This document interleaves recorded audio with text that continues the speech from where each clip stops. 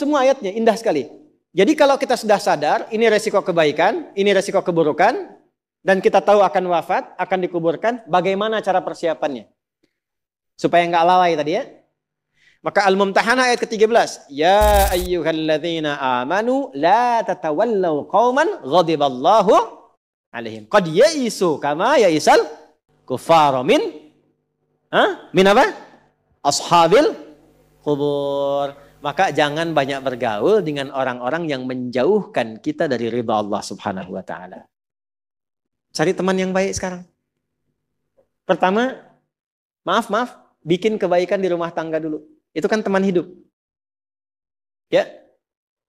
Awas, hati-hati. Kalau melihat istri kurang baik atau sebaliknya, jangan dihakimi, jangan difonisi. Justru Allah kirimkan antum itu untuk menebarkan kebaikan dan menyempurnakan kesemaan bersama. Jelas? Jadi sekarang yang dilakukan teman hidup dulu. Rubah jadi baik dulu. Anak-anak jadi baik dulu. Setelah itu cari tempat tinggal yang baik. Bergaul dengan orang baik. Antum yang kuliah cari teman yang baik.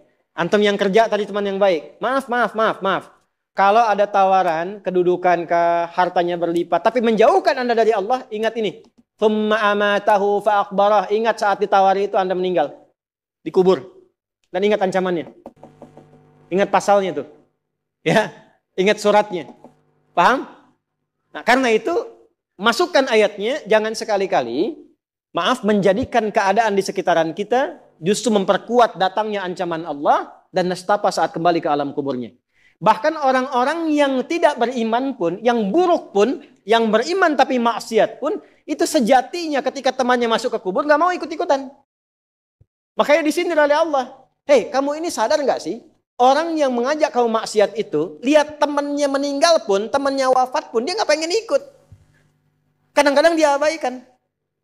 Coba lihat. Ya, ada pimpinan misalnya, tingkat tertinggi. Lihat anak buah bawahnya misalnya. Menjalankan tugas bahkan dari dia untuk berbuat salah, berbuat maksiat.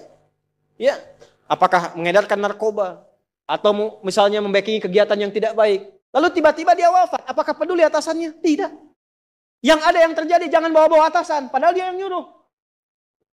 Terus Anda mau jadikan teman yang seperti itu? Dia pada kawannya saja nggak bertanggung jawab. Dengan imannya saja dia nggak peduli. Kalau dia dengan Allah saja nggak peduli, kenapa Anda dia jadikan teman? Dan kenapa Anda menjadikannya dia teman? Kalau bahasa anak sekarang tuh begini, Allah aja dia gituin, apalagi kamu. Kan? Ya, Nabi aja dia cuekin, apalagi kamu. Kan? Ini peringatan Quran, ini bukan dari saya. Ini peringatan Quran. Jangan sekali-kali, Anda dimanapun, Anda berdinaskah, tugas formal. Anda berdagangkah, jangan berteman dengan orang menyimpang. Karena saat Anda susah pun yang akan peduli. Temannya aja yang sama-sama berbuat menyimpang, dia sisihkan, apalagi Anda. Paham? Teruskan. Quran surah ke 35 Fatir ayat 22. Wa ma yastawil ahya'u wal amwat. Innallaha yasma'u man yasha wa ma anta bimusmi'in man fil qubur.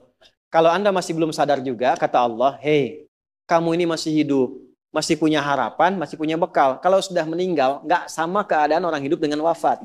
Mumpung kamu masih hidup, karena kalau sudah meninggal, temanmu yang meninggal pun kamu nggak bisa dengar suaranya. Cuma saya yang tahu keadaan di alam kubur.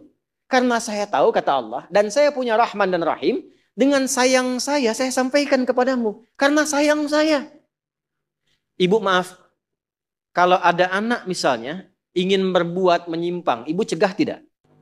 Kenapa? Karena ibu sayang. Karena itulah ibu saking sayangnya, maaf jangankan anak lahir, di dalam saat dikandung pun bukankah dijaga dari yang mafsadat? Dijaga dari yang merusak. Ibu kalau sedang mengandung, mau nggak makan makanan yang kotor? Makanan yang merusak? Tidak kan? Kenapa? Karena sayang kepada bayi yang dikandung, janin yang terkandung. Di tempatnya pun disebut oleh Allah dengan rahim. Karena ada rahim, dijaga betul. Miring kanan susah, kiri susah, telungkup gak mungkin. Dijaga supaya apa? Supaya di dalamnya merasakan ketenangan. Karena apa? Karena ada tempat disebut dengan rahim. Nah Allah itu sifat rahim melekat kepadanya. Karena sayang dengan kita diingatkan. Bahasa bebasnya gini. Karena saya sayang engkau dengan rahimku. Karena saya cinta kamu dengan rahmanku. Jangan sampai masuk kubur, kamu tersiksa, kamu nestapa. Karena beda antara hidup di dunia dengan kehidupan di kubur. Mumpung masih hidup, cari bekal. Karena engkau tak mampu mendengar apa yang terjadi dalam kubur. Jadi kalau tadi Allah sampaikan jangan bergaul dengan yang begini, jangan terlena dengan yang seperti ini, itu karena Allah sayang dengan kita. Itu saja. Jelas ya? Ya, jadi kalau nggak sayang nggak akan mungkin diingatkan.